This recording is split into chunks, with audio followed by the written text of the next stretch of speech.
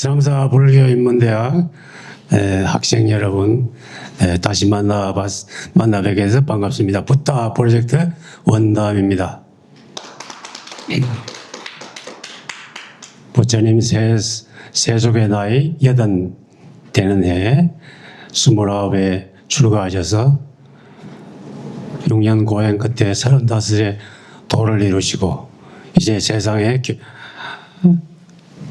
눈 있는 자, 법문을 들어줄 귀가 있는 자를 찾아서 천하를 45년 주유하다가 드디어 열반을 할 목전을 앞두고 마지막으로 정들었던 도시 베살리를 떠나면서 아난존자하고 뒤를 돌아보면서 이렇게 이야기합니다. 아난다, 베살리를 바라보는 것도 이것이 마지막이구나. 멀리 보이는 베살리성, 끝없이 펼쳐진 지평선, 그 위로 드리운 회색 하늘, 천지간에 홀로 서 있는 두 사람, 자신의 마지막을 예감하는 세존과 그것을 옆에서 느끼고 있는 아난다. 그 둘을 휩싸고 있는 깊이 모를 침묵. 지금 여기도 그 침묵으로 중첩되어 그때가 바로 지금 여기입니다. 부처님은 어디로 가신 게 아니고 지금 여기와 우리와 함께 하고 계십니다. 오늘 지금 당신의 자신의 눈으로 바라보는 것이 마지막 세상이라면 여러분들은 기분이 어떻겠습니까? 따로의 시간이 있지 않죠.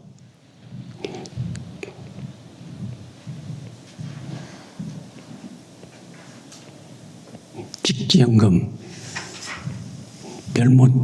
별못이라. 바로 지금 현재지 별다른 시간이 따로 없다는 거지. 항상 지금의 연속입니다. 우리는 그런 식으로 체험하고 있는데 우리의 기억의 작용이 들어가지고 조금 전, 지금, 조금 후 이런 식으로 3등분을 해가지고 시간 감각을 우리는 세상을 그렇게 해석하면서 느끼고 삽니다. 그것이 편리한 점도 있지만 스스로 착각하게 만들어요. 지금 여기에 집중할 수 없게 만들어요. 지금 여기에 부처님이 열반하는 부처님과 우리는 함께 베살리성을 마지막으로 보는 이 광경을 생각할 때 바로 부처님과 함께 있는 겁니다. 그래서 부처님은 또 인연을 찾아서 자기의 발길을 옮깁니다. 빠와라는 작은 촌 마을입니다. 이거는 거의 무명의 도시 한 마을인데 여기 왜 거쳐가셨는가요? 물론 구시나가를 가는 도중에 아마 있는 작은 마을 같아요. 그런데 부처님께서는 다 뜻이 있습니다. 그게 사람을 만나러 갑니다. 대장간에 옛날에 쟁기도 만들고 낫도 뚫들여서 만들고 칼도 만들고 이랬던 대장간에 쫀다라는 사람이 있었어요. 쫀다가 제법 그 마을에서는 좀 잘 사는가 봐요. 쫀다여, 내가 여기 하루 못 갈 수 있겠느냐. 그러니까 예, 부처님 어서 오십시오.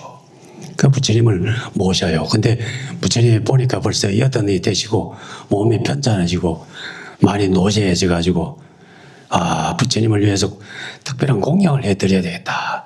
가지고 쫀다가 올린 공양이 열반하기 전에 마지막 공양이 되는데 그것이 바로 숟가라 맞다바라고 하는 경전에 보면 발리어, 산스크리트어를 갖다가 쉽게 풀이 쓴 것이 발리어인데 발리어가 숟가라 맞다바라고 하는 게 도대체 뭔가, 정체가 뭔가. 워낙 옛날 말이고 2500년 전에 문자니까 해독을 하면은 두 가지를 해석됩니다. 첫째, 전단향나무에서 생긴 버섯이다. 두 번째, 부드러운 돼지고기다. 이렇게. 근데 사람들은 서양의 불자들은 채식주의자들, 베지테리언들이 많아요. 그래가지고 좀 멋지게 보이려니까 이거 전단양 버섯나무를 하면 좋겠다. 아마 그런 생각이 들죠. 부처님이 돼지고기 드시고 돌아가시면 좀 모양이 안 나니까.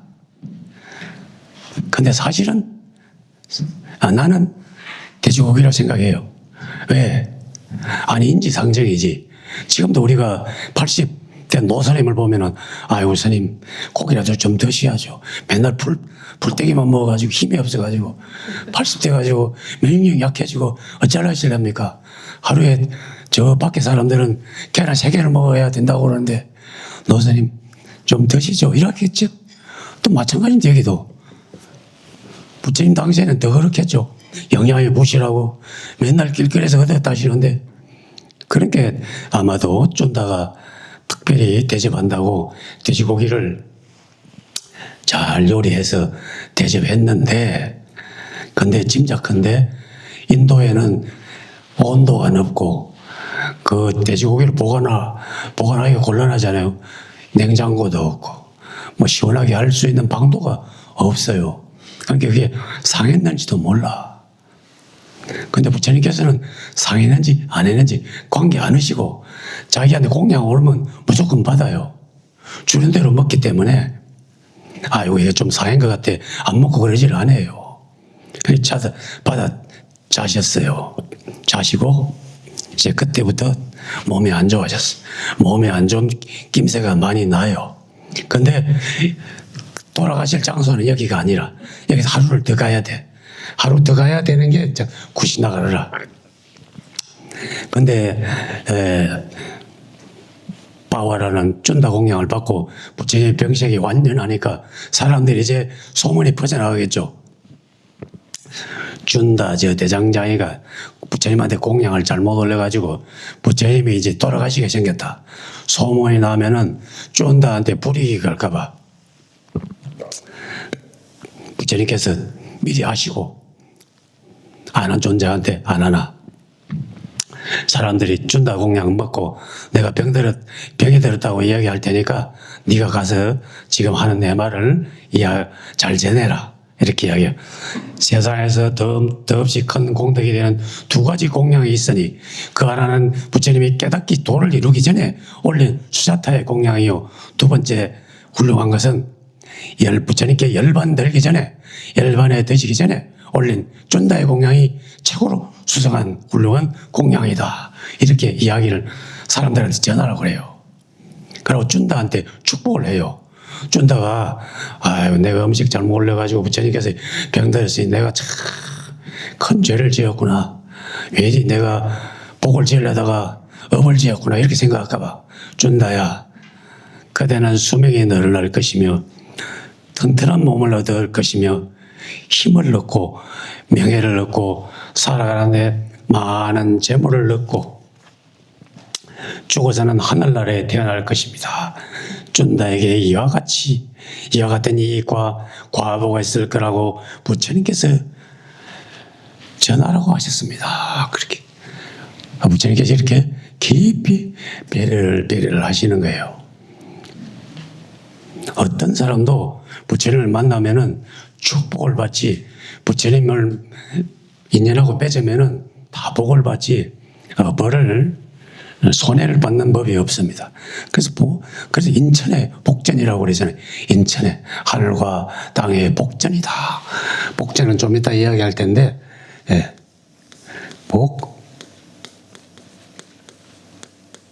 밭전자, 복밭이다. 왜 밭에 논밭에 씨앗을 뿌리면은 곡식이 다 이렇게 무럭무럭 가가지고 가을이 되면은 좋은 과일이 열매가 열리니까 수확이 풍성하니까 그게 복전이다 이렇게 해요. 복전. 여러분들이 공양 절에 공양 올리고 스님한테 공양 올리고 이 모든 건 다 복전이 됩니다. 복전에. 그래 드디어 부처님께서는 구시나가를 열반할 장소에 인연지에 도착했어요. 구시나가를 성지순례 가게 되면 여러분들 구시나가에 가게 됩니다. 그러면 거기에 열반하신 그곳에 열반당이 있어요. 열반당. 열반하는 그곳에 가면은 열반당 옆에는 사라나무가 이렇게 크게 그렇게 우리가 봄에 보면 이팝나무는 요보다 좀 작은데 사라나무가 이렇게 생겼어요. 쌀철이라고 하는데 이제 큰 거기 꽃이 이렇게 펴요. 달밤에 이 쌀철이가 꽃이 폈을 때 보면 환상적이라 그러거든. 이게 이제 부처님이 딱 가로 놓으시면은 양쪽에 부처님 좌우로 사라나무가 있기 때문에 사라쌍수라 이렇게 얘기해요. 쌍은 두 개, 나무가 두 개 있다 이 말이에요. 네, 거기에 이렇게 부처님께서 놓으십니다.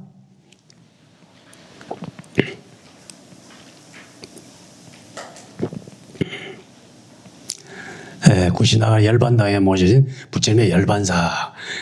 부처님이 북쪽으로 머리를 두시고 서쪽을 향해서 누워 계셔요. 두 발은 남쪽으로 하고 이렇게 다 옆으로 누우셔요. 이렇게 사자자로. 말하자면 이거는 히말라야를 자기 베개로 베고 인도양을 자기 발밑에 두고 저 서양을 보면서 이렇게 다 누우신 거예요. 누우셔서 이제 계시니까 그때 이제 안한존자는 깊은 슬픔에 잠겨요. 슬픔에 잠겨서 가만히 앉아 있는데 눈물 흘리고 앉아 있는데 부처님은 돌아가시지 않았어요. 부처님이 이 가사, 황금 가사를 다 듣고 있으니까 양쪽으로 사라나무가 하얀 꽃을 팍 뿌리거든. 하얀 꽃이 툭툭툭 몸 위에 떨어지니까 안한존자가 사라나무야 일슬픔에 감동되어 눈물처럼 꽃잎을 떨어뜨리는구나. 사라나무에 깃들어 있는 그 목신도 마음이 있어가지고 부처님께서 돌아가시려고 하니까 너도 슬퍼서 부처님한테 꽃을 떨어뜨리지. 너도 부처님한테 꼭 공양을 올리는구나. 이렇게 생각하니까 다 부처님이 안한존자의 마음을 알고 안하나 너는 나를 25년 동안 내 곁에 있으면서도 그렇게 나의 진심을 몰랐다냐.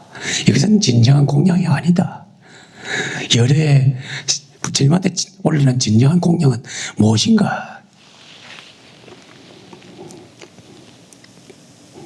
세존의 가르침, 내가 가르친 법을 받아들여 법답게 행동하는 것, 그것이 진실한 열애에게 올리는 공양이다. 이렇게 이야기합니다.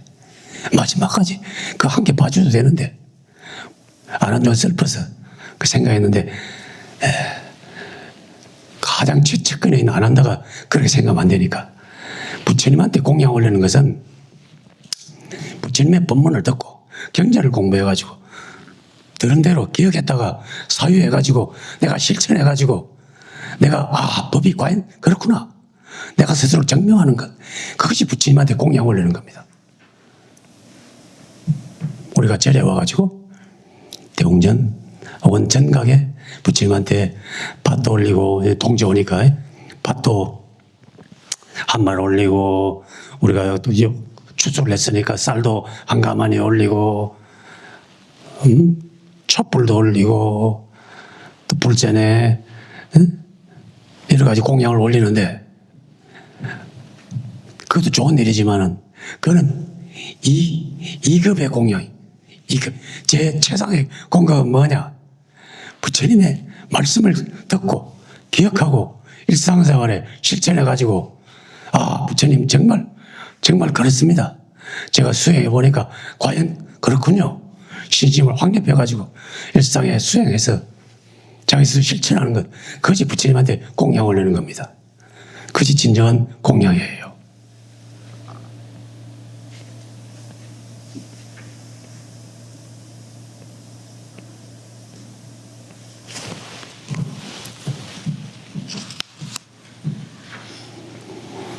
하물며 유명한 기독교인 중에서도 그렇습니다. 슈바이츠 박사라고 물과 원시림 속에서 저 아프리카에 가가지고 평생 의사로서 봉사하신 분이 있어요. 슈바이츠 박사가 어릴 때 교회에 갔는데 교회에 가면 파리채같이 이렇게 눈 감아라 해놓고 돌리지? 돈 내라고? 예배당에 갔더니 눈 감아라 해놓고 이렇게 딱 돌리잖아요. 거기 돈 한 푼 내라고, 그거 이제 좋은 데 쓴다고 하나님한테 돈 내라 소리지. 요즘도 그래 하는지 모르겠어요. 우리 할 때는 연보돈 내라고 그랬는데 요즘도 합니까? 그런데 슈바이처가 열 몇 살 됐을 때 연보돈을, 아니 연보 매미채 같은 걸 돌리니까 자기 발을 그 위에 두 발을 딱 얹는 거야. 사람들이 깜짝 놀라가지고, 아이고, 이게 무슨 불경스러운, 하나님 앞에 무슨 불경스러운 일입니까? 목사가 딱 보니까, 쟤는 돈을 바치는 게 아니고, 돈 몇 푼 바치는 게 아니고, 자기 인생 전체를, 나는 내 몸을 하나님한테 바친다, 이렇게. 야, 보통 수준이 아니죠? 세상에서 태어나도 보통 수준이 아닙니다. 이게 공양하는 거예요. 우리가 공양할 때 부처님 저를 통째로 바칩니다, 이렇게 해야 돼. 부처님한테 절할 때도 이렇게 부처님에 올릴 때도 부처님 저는 통째로 제 인생을 바칩니다, 이래 해야 뭔가 얻는 바가 있습니다. 100% 주고 그럼 100% 받는 수가 있어요. 그러니까 이제 부처님께서 아난존자보고 한번 읽어볼까요? 396페이지에 그만두어라. 나의 부서지는 몸은 보아서 무엇하려 하는가? 진리를 보는 자는 나를 보고 나를 보는 자는 진리를 본다. 참으로 진리를 보면 나를 보고 나를 보면 진리를 본다, 이렇게 했어요. 진리를 보면 나를 본다고 했어요. 부처님이 2500년 전에 돌아가시고 없다 이거지. 부처님 어디서 찾을까? 2500년 동안 부처님의 제자, 출가한 모든 스님들, 천하의 스님들은 이렇게 생각했어요. 부처님은 어디에서 찾을까? 불상에서 찾을까? 아니죠. 부처님은 너 안에 부처님의 씨앗이 있고 부처님의 빛이 있다고 너 안에서 찾아라. 자기 안에서 찾아라. 자기를 선물로 삼고 자기한테 귀하라, 이렇게 하셨잖아요. 자기를 등불로 삼으라고 하셨기 때문에 모든 수행자는 그 길을 갔어요. 그래서 선종의 직진심 견성성불 있잖아요. 곧바로 너의 마음을 가르쳐 거기에 불성을 보아서 자기가 부처를 이룬다. 불성을 보는 자 나를 본다 했기 때문에 바로 불성을 보는 자, 깨달은 자가 그 사람이 바로 부처님을 보기 때문에 성품을 본다. 부처님을 본다, 이게. 나를 보는 자, 진리를 보는 자, 나를 본다. 오늘날도 변함이 없습니다.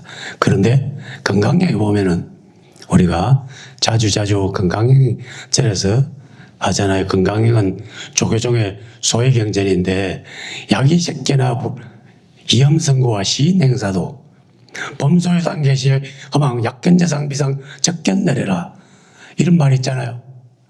건강경에 사국이라고 하죠.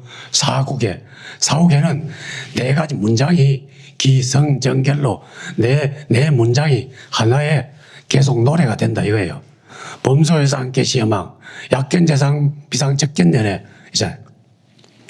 약이sek계나 이염성구와 시인행사도 불능견내래 397페이지 제일 위에 읽어봅시다. 만약 모세표로 나를 보려 하거나 음성에서 나를 찾으려 한다면 너희는 빗나간 도를 향하고 있으니 지라 결코 열애를 볼 수가 없다.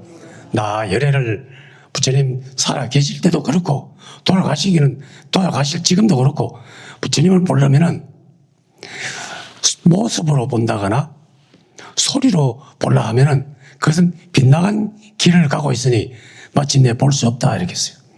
그럼 부처님, 스님, 그러면 절에 대웅전에 저 금불상 멋지게 모셔놓고 거기 부처님 보면 되지, 그 왜 모습으로 볼 수 없다 하십니까?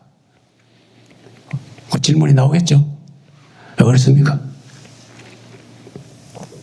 그건 교육적 목적에서 어린애들은 뭔가 눈앞에 있어야 되거든. 어린애들은 어린애들은 저기 이제 눈앞에, 네. 아니, 우리 제사 지낼 때도 앞에 위패가 있어야지. 고조부, 정조부, 4대 봉제사 하면 정조부, 고조부, 이렇게 조부, 이렇게 있어야 되잖아요. 그럼 그 앞에 현고, 학생, 부군, 시 써놓고 그게 절하잖아요. 그럼 그게 그 종이로 된 글자인데 그 앞에 조상님이 그 앞에 계시지도 않은데 우린 절하잖아. 왜 그렇습니까? 그 상징하는 거잖아요. 여기에 가정하잖아요. 우리 조부님은 계신다 치고. 그러니까 불상에 대웅전에 부처님 모습을 거룩하게 조성해 놓고 부처님 실제로 계신다 생각하고 우리가 그 앞에 공양심을 표하고 2500년 전에 그 강원의 부처님이 그처럼 가정하고 우리가 예배를 올리는 겁니다. 그건 허물이 되지 않아요. 교육적 방편이에요. 그렇다고 모든 부처님에 다 절하면 효과가 있느냐? 아닙니다. 다 저만을 한 겁니다. 부처님만이 복장을 해가지고 저만을 됐기 때문에 그 영험이 있는 거예요. 근데 여러분들이 무당집에 있는 야매로 저 시대에 불교상에 막 플라스틱으로 만든 부처님 있죠? 그런 데 가면 절하면 안 돼요. 거기는 저만을 하지 않았기 때문에 법다운 부처님이 아니라 그런 데는. 그러고 이제 박물관에 모신 부처님은 어떡할 거냐, 그치? 박물관에 부처님 모신 거는 그거는 이제 복장도 없을 테고. 그런데 박물관에 모신 부처님은 그래도 고려시대, 신라시대 때 이런 거니까, 그거는 자기 선택에 달렸어요. 해도 되고 안 해도 돼. 불자들은 막 이렇게 하기도 하지요. 예. 그러니까 이제 원칙은 저만된 부처님, 조계종에 모셔진 저만된 부처님은 절해도 된다. 그런 교육적 방편이다. 이렇게. 그런데 여기서 이제 우리 상이라는 상.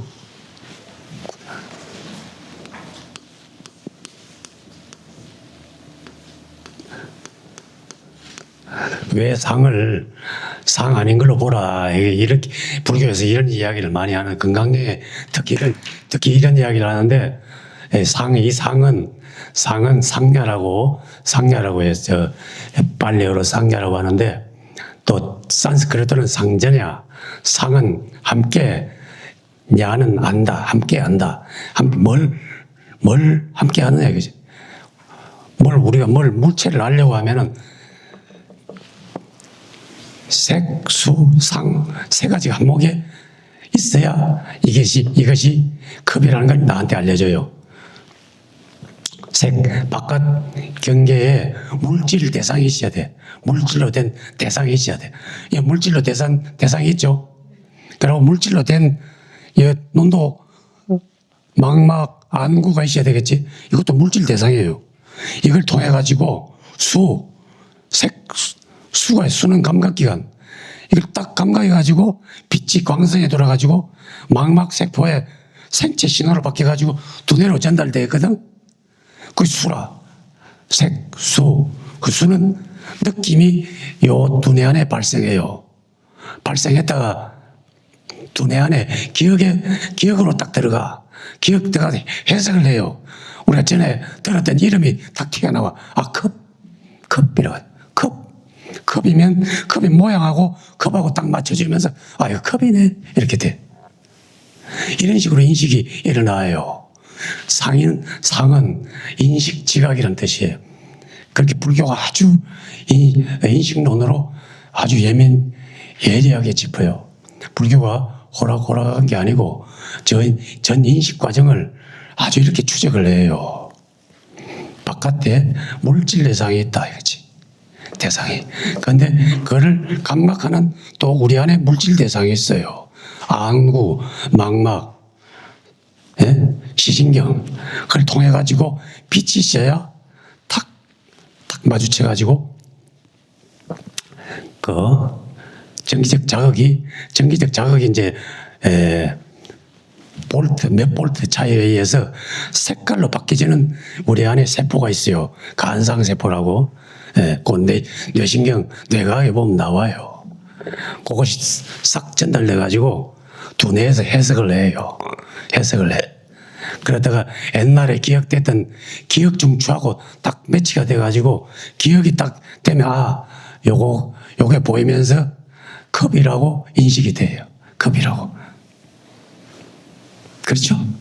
네. 그런데 이게 시각이 안 좋은 사람, 눈이 안 좋은 사람, 또 생명인 사람, 각각 사람마다 다 달라요. 감각기관이 다르고. 지금 바로 스위치 끄면 캄캄해 안 보여. 대상이 사라져버려. 그죠? 또 조명이 약하면 또 어슴치리가 안 보이게 돼. 그러고 걔한테 이거 보면 걔는 별로 감각이 없어. 걔는 이 세상이 천연색이 아니고 흑백으로 보이기 때문에 걔한테는 이게 인식이 안 돼요. 왜냐하면 전혀 관심이 없어요. 이건 냄새가 안 나니까. 그러고 아프리카에서 온 사람들이 이거 보면은 한 번도 보지 않은 사람 피그미족이라든지 부시맨 이거 보면은 부시맨 이거 보면 뭐라고 하겠어요. 이거 들어보고 망치로 쓸까? 뭐 알 수가 없어요. 이름이 기억된 게 없으니까. 예. 근데 이제까지 뭘 말하려고 했는가 하면은 이 세상에 우리가 감각하는 모든 것들은 다 우리 뇌에서 조작으로 나한테 인식된다는 거예요. 우리가 보통 사람들은 이거 인간이라면 전부 다 이거 컵이라 하지. 누가 컵 아니라 할까? 그런데 따지고 보면 각각 다 다르다니까. 한국 사람은 컵이라고 하겠지만 북한에서 내려온 사람은 영어 모르니까 컵이라고 안 할 거야 아마. 뭐라고 할까? 또 중국 사람은 중국말로 하겠죠? 중국 사람은 중국말로 하고 러시아 사람도 러시아 말이 따로 있고 말도 다르고 이렇게 모든 그렇게 일체유심조야. 두뇌가 지어낸 대로 우리가 기억된 대로 내 업대로 세상을 본다 이런 식입니다. 그게 상이라는 거라. 이 세상에 우리가 인식하는 모든 대상들이 그것을 진짜로 순진하게 내가 내 눈에 보이는 대로 진짜 실제한다고 믿지 마라 이 소리입니다.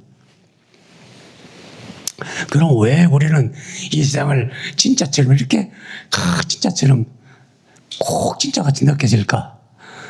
똑같은 사람이 업이 같기 때문에 또 비슷한 꿈을 같이 꾸기 때문에 똑같이 보이는 겁니다. 비슷한 동업중생이라 그래서 지금 이 시대에 한국 사람은 비슷한 문화와 비슷한 언어를 공유하기 때문에 같이 공유하는 게 많아요. 그렇기 때문에 똑같이 보일 수가 있어요. 근데 갑자기 북한에서 한 번도 평양에 안 살고 북한 저 촌에 깡촌에 개마고원에서 살다가 바로 서울에 데리고 오면은 이 서울에 갔다 오면은 뭔 이런 세상이 있지? 전혀 다른 조선시대 사람이 타임캡슐 타고 가지고 한국에 뚝 떨어져 가지고 세상 체험할 때 그와 같은 황당무계한 경험을 하듯이 그럴 거예요. 근데 그때 이 사람도 개마고원에 살다가 남한에 갑자기 왔다 해도 그 사람이 보는 세계는 공간 하늘과 땅 그대로 있을 텐데 각각의 보는 개개의 사물이 다르겠죠. 업이 달라서 다르게 보이는 거라. 근데 그 사람이 곧 교육 받으면 곧 한국 사람처럼 서울 사람처럼 6개월 안 가, 1년 안 가서 익숙해 되겠죠. 그렇게 상이 끊임없이 바뀐다는 거라. 상이 가변적인. 뭘 말하고 싶어서 그랬겠어요. 눈만 뜨면 내가 있고 세상이 있다니까. 그런 게 아니다고 깨우치시려고. 상이 아닌 것을 볼 때, 예를 본다. 상이 상 아닌 걸 볼 때, 진리를 본다 이 말이에요. 그래서 그 말은 고정관념에서 벗어나라. 진짜로 싫지 않다고 착각에서 벗어나라. 조건지어서 언제든지 바뀔 수 있다. 그러니까 우리는 나날이 모든 게 달라진다는 거지. 찰나찰나로 달라지. 너무 현상에 애착을 가지지 말라. 그렇게 됐을 때 이 세상은 다 놓아버렸을 때 실대한다는 생각도 놓아버리고 영원하다는 생각도 놓아버렸을 때 실제로 어떻게 볼까? 그것이 바로 재행무상, 재반모, 재행계고라고 이야기했잖아요. 모든 것은 끊임없이 변해간다. 어느 하나 영원한 것을 잡아둘 수 없다. 그 속에서 너의 것은 찾을 수 없다. 이것은 모든 것 흘러가기 때문에 잠시도 그 자리에 있지 않기 때문에 이것은 나의 것이라고 영원히 소유할 수 없고 잡을 수 없으니까 놓아버리라 이거죠. 잡으면 괴롭다. 잡으면 내 뜻대로 되지 않는다. 모든 걸 놓아버렸을 때 청정하고 자족한 경계가 오는데 그것이 열반이다. 이렇게 했습니다. 좀 쉬었다 할까요? 예. 오늘 여기까지 말씀드리고 다음 시간에 또 말씀드리겠습니다.